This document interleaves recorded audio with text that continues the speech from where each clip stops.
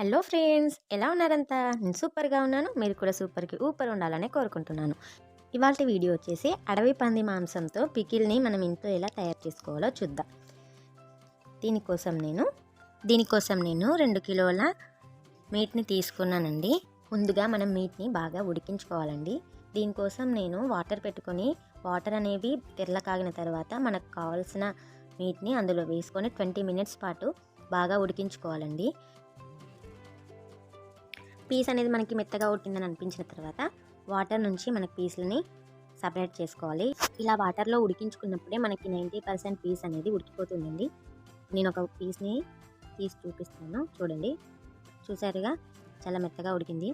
ఈ ఫ్రైకి సరిపడా ఆయిల్ పోసుకొని మనం ముందుగా ఉడికించుకున్న పీసెస్ని మనం డీప్ ఫ్రై చేసుకోవాలండి.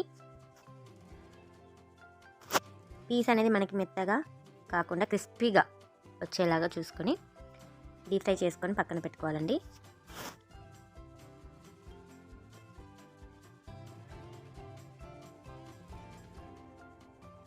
చూస్తున్నారుగా, ఇలా క్రిస్పీగా మనం డీప్ ఫ్రై చేసుకోవాలండి.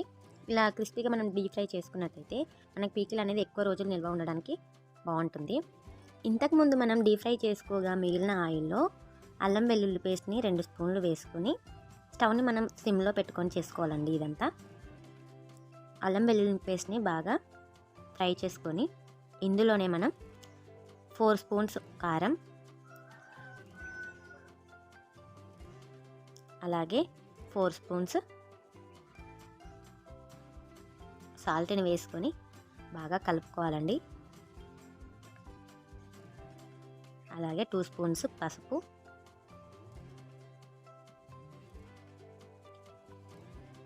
2 స్పూన్స్ ధనియా పౌడర్ని కూడా వేసుకొని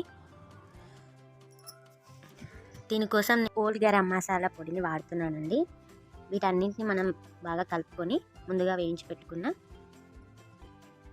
మీట్ని అందులో వేసుకోవాలి. అంతా మిక్స్ అయ్యేలాగా మనం బాగా కలుపుకొని ఒక ప్లాస్టిక్ కంటైనర్లోకి తీసుకున్నట్టయితే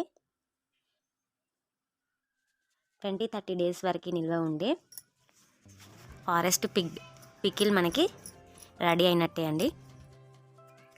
that's it for today friends. మరో మంచి వీడియోతో మీ ముందుంటాను. నా వీడియో కనుక మీకు నచ్చినట్టయితే ఖచ్చితంగా సబ్స్క్రైబ్ చేసుకోండి. Thank you for watching.